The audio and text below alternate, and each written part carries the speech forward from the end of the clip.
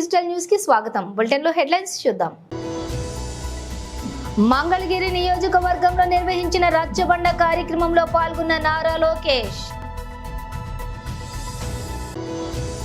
ఏడాదిలోపే రాష్ట్ర రాజకీయాలను కేసీఆర్ మళ్లీ శాసించే రోజు వస్తోంది. కేటీఆర్.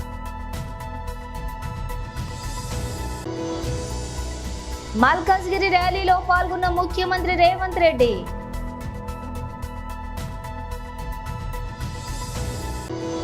గల్ఫ్ వలస కార్మికులకు అండగా 24 గంటలు అనేక సేవలు అందిస్తున్న బీజేపీ ఇండియన్ పీపుల్ ఫోరం. ఇక డీటెయిల్స్ చూస్తే మంగళగిరి నియోజకవర్గం గోడవర్రు, తాడేపల్లి టౌన్, పెనమాకలో నిర్వహించిన రచ్చబండ కార్యక్రమంలో పాల్గొన్న టీడీపీ జాతీయ ప్రధాన కార్యదర్శి నారా లోకేష్. జైల్లో ఉన్నాడు. ఏనాడు ముఖ్యమంత్రి గారు పట్టించుకోలేదు. శ్రీను పాప ఒక దళితుడు, బాగా కష్టపడతాడు, చేయాలని తప్పనుంది, ఏదో ముఖ్యమంత్రి అవుతాడు జగన్మోహన్ రెడ్డి గారని ఏదో గుచ్చాడు తల్లి. కానీ 5 సంవత్సరాలు జైల్లో పెట్టాడు తల్లి. కోడి కత్తి తర్వాత బాబాయ్ శవం బయటకు వచ్చి ఇప్పుడు గులకరాయి తల్లి.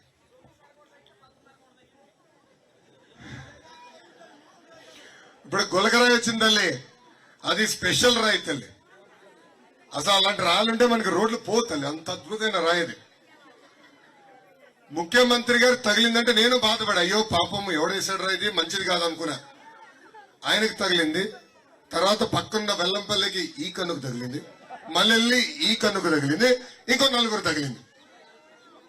ఇది నేను చెప్తాం కాదమ్మా.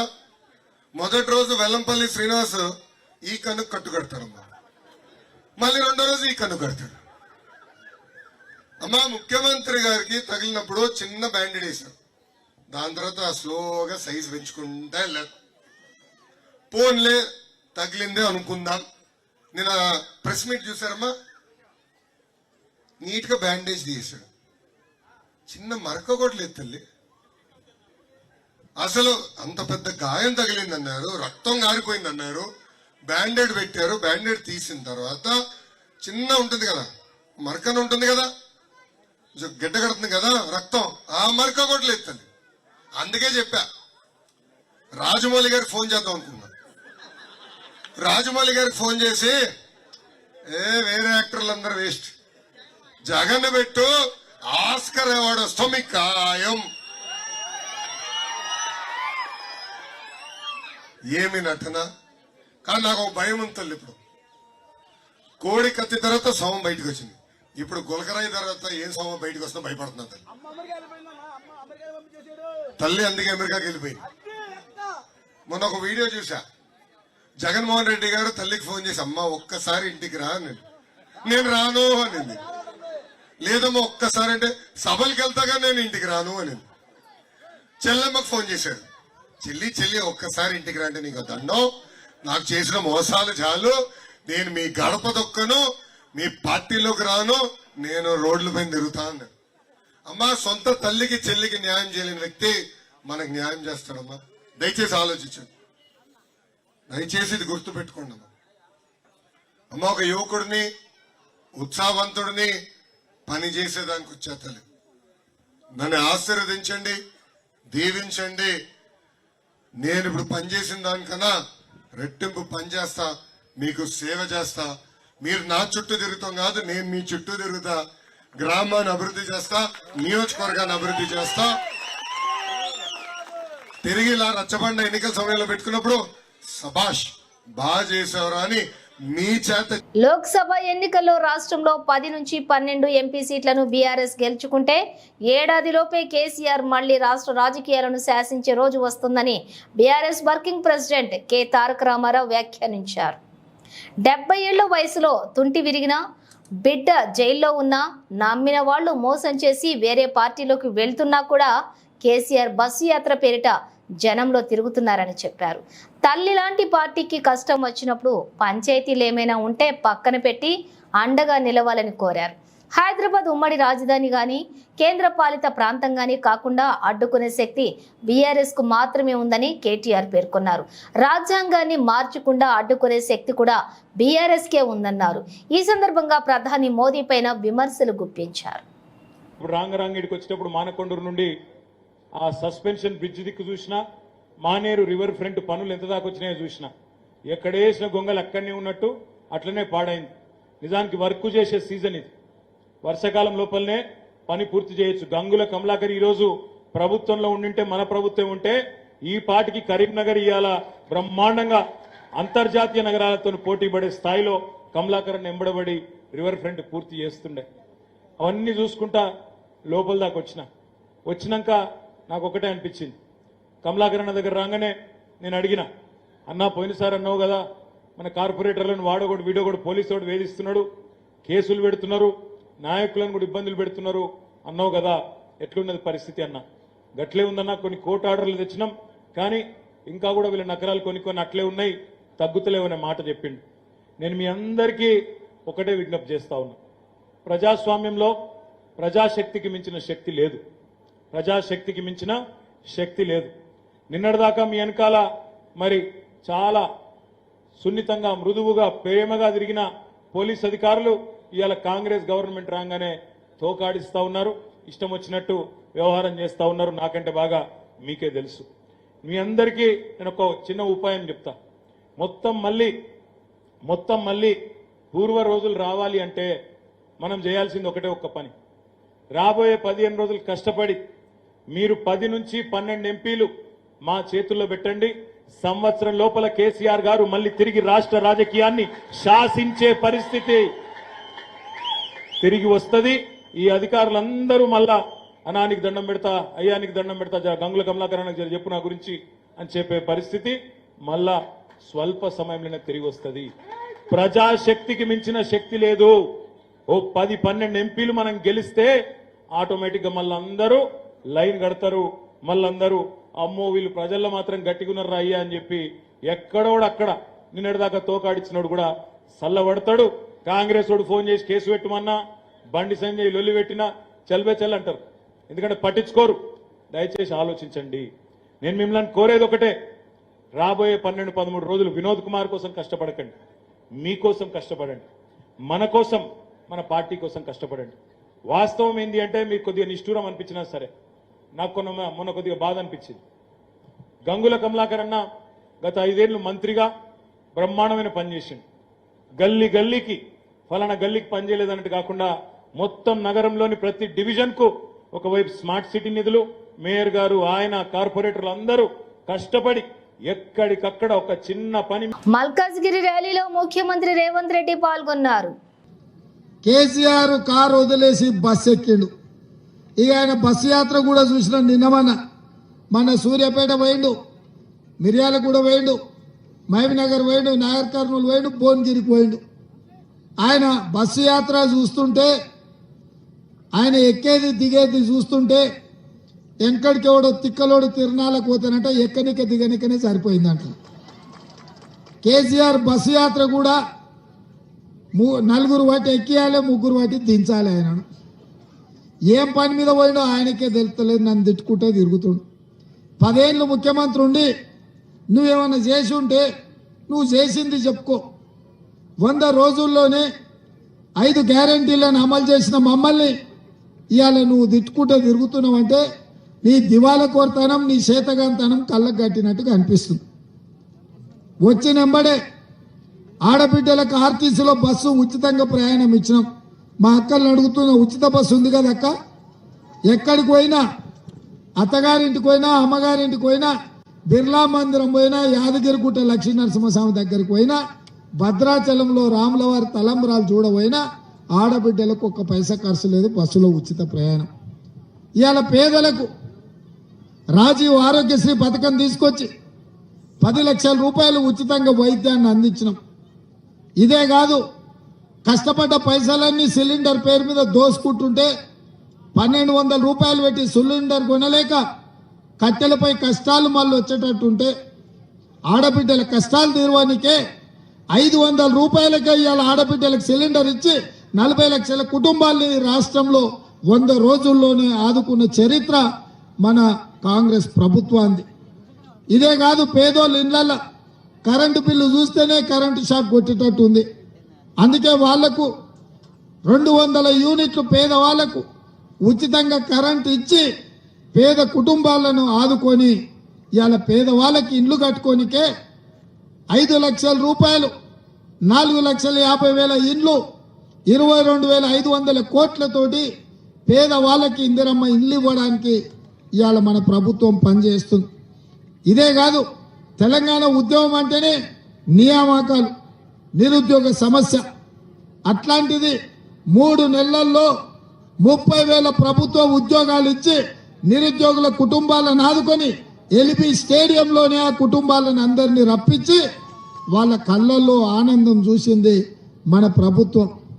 ఇవాళ ఈ దేశంలో బీసీ జనాభా లెక్క కట్టి 50% వాళ్ళ రిజర్వేషన్లు పెంచాలని బీసీ జనాభా లెక్కించడానికి ఇవాళ మనం అనుమతిచ్చి నిధులు ఇచ్చింది మన ప్రభుత్వం, మన పార్టీ. మనం ఇట్లా మంచి పనులు చేస్తుంటే నిన్న మన బీజేపీ నుంచి ఈటెల రాజేందర్ ఇవాళ మల్కాజ్గిరిలో ఓట్లు అడుగు. గల్ఫ్ వలస కార్మికులకు అండగా 24 గంటలు అనేక సేవలు అందిస్తున్న BJP Indian people forum Gulf కార్మికులకు సంక్షేమాన్ని గత 45 ఏళ్లుగా పట్టించుకొని కాంగ్రెస్ నాయకులు జీవన్ రెడ్డి ఇప్పుడు ఓట్ల కోసం గల్ఫ్ సంక్షేమం బోర్డు అని చెప్పడం ఎంతవరకు సమంజసం? 45 సంవత్సరాల రాజకీయ జీవితంలో ఏం పని చేసిరో ఒకటి చెప్పాలి జీవన్ రెడ్డి గారు. ఏమీ లేదు, గుడ్డి సున్నా. రెండోది, ఇప్పుడు గల్ఫ్ బోర్డు పెడతామంటున్నారు, నిజాం షుగర్ ఫ్యాక్టరీ తెరుస్తామంటున్నారు 17 సెప్టెంబర్ నాడు. ఈ రెండింటికి కేంద్ర ప్రభుత్వంతో పనేముందా? ఈ రెండింటికి కేంద్ర ప్రభుత్వంతో పనేమున్నది? రాష్ట్ర ప్రభుత్వం బోర్డు పెడతామంటుంది. నిజాం షుగర్ ఫ్యాక్టరీ రాష్ట్ర ప్రభుత్వం షేర్ హోల్డరు, వాళ్ళు తెలుసుకోవాలి. ఎంపీ ఎలక్షన్లలో ఓట్లాడు కూడా ఎందుకు ఈ రెండింటికి? అంటే ఎంత మభ్యపెట్టిస్తారంటే అలా ఎడారులు ఉన్నారయ్యా. భార్య పిల్లలు తల్లిదండ్రులను వదిలేసి పొట్టకుట్టు కోసం ఎడారులు ఉన్నారయ్యా. వాళ్ళతోటి కూడా మీ పనికిమాల దిక్కుమాల రాజకీయాల? ఏం జీవన్ రెడ్డి గారు 45 సంవత్సరాల నుంచి రాజకీయాలలో ఉన్నారు, ఎన్నడూ గల్ఫ్ వాళ్ళు యాదకి రాలే మీకు? గల్ఫ్ బోర్డు పెడతా అని ఇప్పుడు వస్తుర్రు. ఇండియన్ పీపుల్ ఫోరంలా జితేంద్ర గారు చెప్పినట్టు 24 మంది డాక్టర్లు 24 గంటలు ఏం ప్రాబ్లం వచ్చినా సేవ చేయడానికి సిద్ధంగా ఉంటారు. ఏ క్యాంపులో ఏం ప్రాబ్లం వచ్చినా సేవ చేయడానికి సిద్ధంగా ఉంటారు. ఇండియన్ పీపుల్ ఫోరం అంటే మన అనుబంధ సంస్థ, బీజేపీ అనుబంధ సంస్థ. 11 మంది లాయర్లు ఫ్రీగా ఎటువంటి లీగల్ ఇష్యూస్ వచ్చినా ఐపీఎఫ్ దృష్టికి వస్తే టేకప్ చేయడానికి సిద్ధంగా ఉంటారు. కోవిడ్ సమయంలో భారతదేశానికి సపోర్ట్ గా ఇండియన్ పీపుల్ ఫోరం 8 ఫ్లైట్లు నడిపింది. నిన్నగాక మొన్న వచ్చిన వరదలల్లా ఇంటింటికి రేషన్ పంపింది. ఎప్పుడు కూడా సంవత్సరం పొడవుగా 365 రోజులు ఎవరికి, ఎందుకంటే చాలా గరీబోలు వస్తారు ఆడికి, అక్కడ పని చేసుకోనికే చాలా గరీబోలు ఉంటారు. వాళ్ళకి తిండి ప్రాబ్లం ఉన్న 24 గంటలు 365 రోజులు రెడీగా ఉంటది భోజనం వాళ్ళకి ఇయనీకే. ఇది Bharatiya Janata party Indian people forum సేవా కార్యక్రమాలు ఇవి. నగరంలో పెరిగిపోతున్న వాహనాలతో ట్రాఫిక్ ఇబ్బందులు, వాయు కాలుష్యం పెరుగుతోందని పర్యావరణవేత్తలు ఆందోళన వ్యక్తం చేస్తున్న విషయం తెలిసిందే. అయితే ఈ ముప్పులతో పాటు ట్రాఫిక్ పెరగడం వల్ల మరో రిస్క్ కూడా పొంచి ఉందని తాజాగా నిర్వహించిన అధ్యయనంలో బయటపడింది. వాహనాల నుంచి వెలువడే శబ్దాలు గుండె ఆరోగ్యానికి ఎసరు పెడుతున్నాయని శాస్త్రవేత్తలు చెబుతూ ఉన్నారు. వాహనాల రోదనతో గుండెపోటు ముప్పు పెరుగుతుందని చెప్పి హెచ్చరించారు. బీపీ, రక్తనాళాల వాపు తదితర అనారోగ్యాలు కూడా మిమ్మల్ని పలకరించే ప్రమాదం కూడా ఉందన్నారు. వాహనాల శబ్దం కారణంగా రాత్రిపూట నిద్రకు దూరం కావడంతో పూట పగటిపూట కూడా చికాకును పెంచుతుందని ఆరోగ్య నిపుణులు చెప్తున్నారు. కంటి నిండా నిద్ర లేకపోవడం వల్ల హై బీపీ వచ్చే రిస్క్ కూడా పెరుగుతుందన్నారు. ప్రతి 10 డెసిబిల్స్ మేర పెరిగే ట్రాఫిక్ ధ్వని వల్ల గుండె జబ్బులు, పక్షవాతం, మధుమేహం రిస్క్ 3.2% మేర పెరుగుతుందని వివరించారు. ఈ అనారోగ్య ముప్పులను తగ్గించేందుకు వాహనాల రద్దీ ఎక్కువగా ఉన్న చోట నాయిస్ బ్యారియర్లను ఏర్పాటు చేయాలని పరిశోధకులు సూచిస్తూ ఉన్నారు. రోడ్లు నిర్మించే సమయంలో ప్రత్యేకమైన తారును ఉపయోగిస్తే వాహనాల నుంచి వెలువడే శబ్దాలు గణనీయంగా తగ్గుతాయని, వాహనాల వేగాన్ని కూడా నియంత్రించడం, తక్కువ శబ్దాన్ని కలిగించే టైర్ల వాడకాన్ని కూడా ప్రోత్సహించడం ద్వారా ఫలితాలు రాబట్టవచ్చని వివరించారు. Car pooling, public transport, cycle వాడకాలను ప్రోత్సహించేందుకు చర్యలు తీసుకోవాలని చెబుతున్నారు. ప్రస్తుత ఐపీఎల్ సీజన్లో విరాట్ కోహ్లీ అద్భుత ఫామ్తో దూసుకుపోతున్నాడు. దీంతో రాబోయే T20 వరల్డ్ కప్లో కోహ్లీ, రోహిత్ శర్మ ఓపెనర్లుగా దిగాలన్న కామెంట్స్ మొదలయ్యాయి. దీనిపై మాజీ క్రికెటర్ వీరేంద్ర సెహ్వాగ్ తాజాగా స్పందించాడు. విరాట్ 3వ స్థానంలోనే ఆడాలని, ఓపెనర్లలో దూకుడును మిడిల్గా ఓవర్లలోనూ కొనసాగించాలని అభిప్రాయపడ్డాడు. 2007 వరల్డ్ కప్లో సచిన్ టెండూల్కర్ 4వ స్థానంలో ఆడిన విషయాన్ని గుర్తు చేశాడు. సచిన్ అప్పట్లో ఓపెనర్ స్థానం వదులుకొని 4వ స్థానంలో బ్యాటింగ్కు వచ్చాడు. సచిన్కు కూడా మిడిల్ ఆర్డర్లోని బ్యాటింగ్ చేయడం ఇష్టం లేదు, కానీ టీం కోసం సిద్ధమయ్యాడు. మన టీంలో మంచి ఓపెనర్లు ఉన్నప్పుడు మనం 3వ స్థానంలో ఆడటం తప్పు కాదు. ఓపెనర్లు ఇచ్చినటువంటి శుభారంభాన్ని ముందుకు తీసుకెళ్లాలి. నాకు తెలిసి విరాట్ కోహ్లీ కూడా నెంబర్ 3 స్థానంలో ఆడేందుకు అభ్యంతరం పెట్టడు అని విరాట్ కోహ్లీ వ్యాఖ్యానించాడు. మరోవైపు నిన్నటి ఐపీఎల్ మ్యాచ్లో జీటీపై తన ఆర్సీబీ విజయం తర్వాత కోహ్లీ విమర్శలపై మండిపడ్డాడు.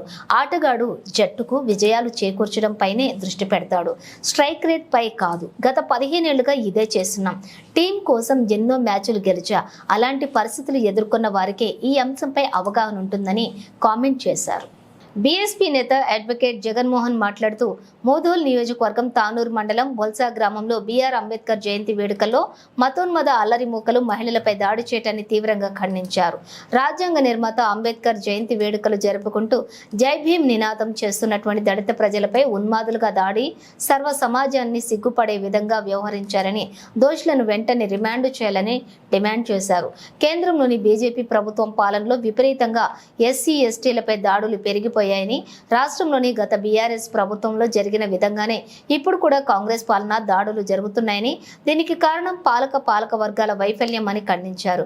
బడుగు బలహీన వర్గాలకు అధికారం వస్తేనే దాడులు జరగవని, ఎలాంటి సంఘటనలైనా సరే జరగవని, అన్ని సమస్యలు పరిష్కారానికి అవుతాయని బాబాసాహెబ్ అంబేద్కర్ అన్నారు అని, బహుజన రాజ్యం కోసం కలలు కన్నారని, బాబాసాహెబ్ కలలు నిజం చేయాలని అందరూ కూడా సంఘటితం కావాలని పిలుపునిచ్చారు.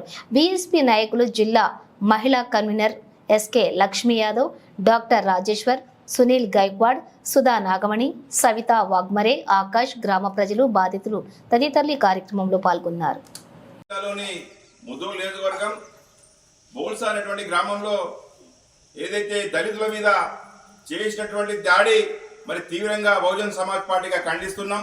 ఏవైతే మరి బోల్సా గ్రామంలో డాక్టర్ బాబాసాహెబ్ అంబేద్కర్ గారి యొక్క జయంతి ఉత్సవాలు చేసుకుంటే మరి ర్యాలీలో మరి ఏవైతే అల్లరి మూకలు మరి వాళ్ళు ఏదైతే జై భీమ్ అనేటువంటి నినాదంతో మరి ఏవైతే డాక్టర్ బాబాసాహెబ్ అంబేద్కర్ గారి యొక్క ఆలోచన వర్ధిల్లాలని చెప్పేసి మరి యాత్ర చేసుకున్న క్రమంలో ఏవైతే కొంతమంది అల్లరి మూకలు ఈ గ్రామంలో ఉన్నటువంటి ఎస్సీల మీద దాడి చేయడం ఎంతవరకు సమంజసమని అంటా ఉన్నాం. ఒక పక్కన మరి ఏవైతే ఇక్కడ ఉన్నటువంటి ప్రజలు శాంతియుత వాతావరణంలో మరి ఏవైతే పోలీస్ పర్మిషన్ తీసుకొని మరి అనుమతితోటి వాళ్ళు ర్యాలీ చేసుకుంటే మరి ఈ విధంగా జై భీమ్ అనే నినాదాన్ని మరి తుంచే విధంగా డాక్టర్ బాబాసాహెబ్ గారిని మరి అవమానపరిచే విధంగా మరి ఈ విధంగా చేయడం మరి దుర్మార్గమని బహుజన్ సమాజ్ పార్టీకి అంటున్నాం. ఏవైతే దీని వెనుక ఉన్నటువంటి ఎవరు కారకులు ఎవరైనా కానీ మరి కొంతమంది మాకు తెలుస్తా ఉంది, అల్లరి మూకలు ఎవరైనటువంటి వ్యక్తులైనా కూడా మరి ప్రజాప్రతినిధులు దీని వెనుక కూడా కొంతమంది ఉన్నట్టు తెలుస్తుంది. మరి బేషరతుగా ఎవరైతే ఈ యొక్క చర్యకు పాల్పడిన వ్యక్తులు ఇక్కడ ఉన్నటువంటి ఎస్సీల మీద దాడి చేసినటువంటి వ్యక్తులకు అరెస్టు చేసి రిమాండ్ చేయాలని చెప్పేసి అంటున్నాం. లేనట్లయితే బహుజన్ సమాజ్ పార్టీ మా రాష్ట్ర నాయకుల యొక్క ఆదేశాల మేరకు మేము ఎటువంటి ఆందోళనకైనా సిద్ధంగా ఉంటాం. అదేవిధంగా ఏవైతే ప్రజలతోటి ముఖమడి ఆందోళన చేసినా కానీ మేము చేస్తాం.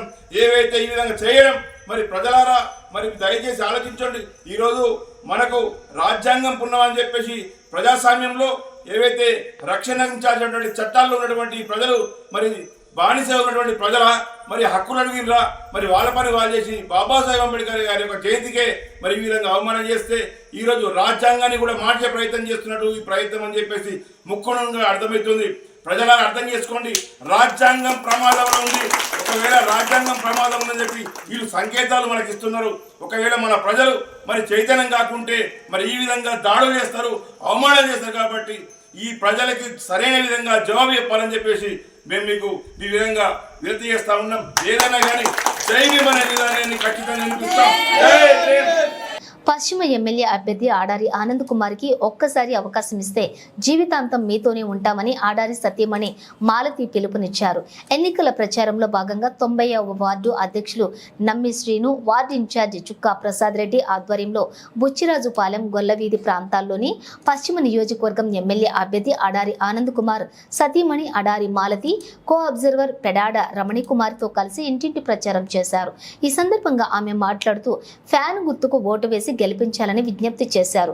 నియోజకవర్గం అభివృద్ధికి పాటుపడుతున్న అడారి ఆనంద్ శాసనసభ్యులైతే మరింత అభివృద్ధి సాధ్యమవుతుందని అన్నారు. వార్డుల్లో కలియ తిరిగినటువంటి ఆమె ఓటర్లకి కరపత్రాలను ఇస్తూ ఓటును అభ్యర్థించారు. నియోజకవర్గం ప్రజలను సొంత వాళ్లను చూసుకునే నాయకులను అడారి అని ప్రజలందరూ కూడా మద్దతు తెలపాలని సూచించారు. పిలిస్తే పలికే నాయకుడిగా ఆనంద్ ప్రతి ఒక్కరి కష్టంలో కూడా తోడుగా ఉన్నారని, నిలుస్తున్నారని తెలిపారు. ప్రచార కార్యక్రమంలోని పలువురు నేతలు, కార్యకర్తలు పాల్గొన్నారు.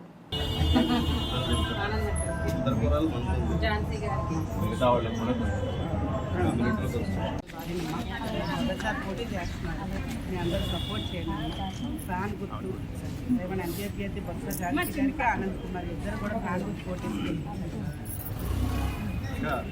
సపోర్ట్ చేయండి. Thank you. నమస్తే అండి.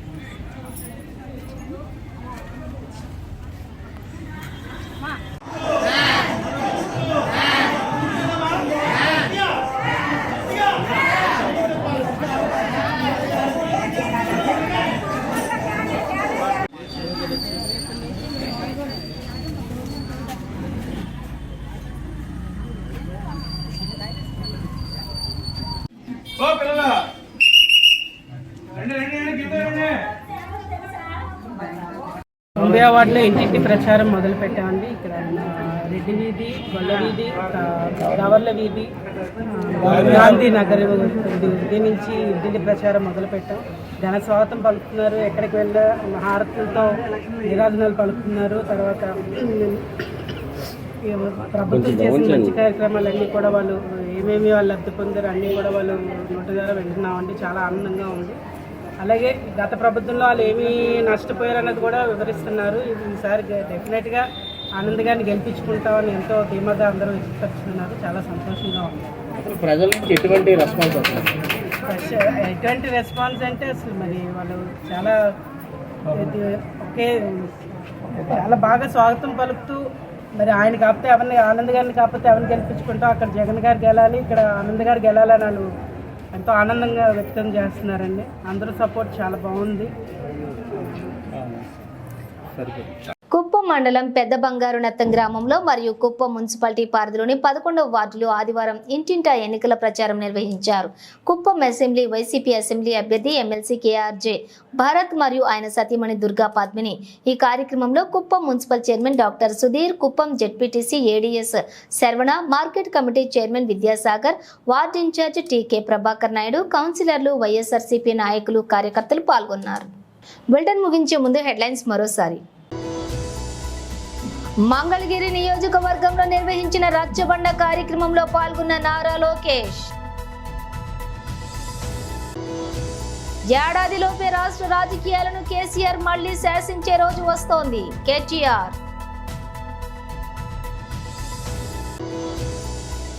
మల్కాజ్గిరి ర్యాలీలో పాల్గొన్న ముఖ్యమంత్రి రేవంత్ రెడ్డి.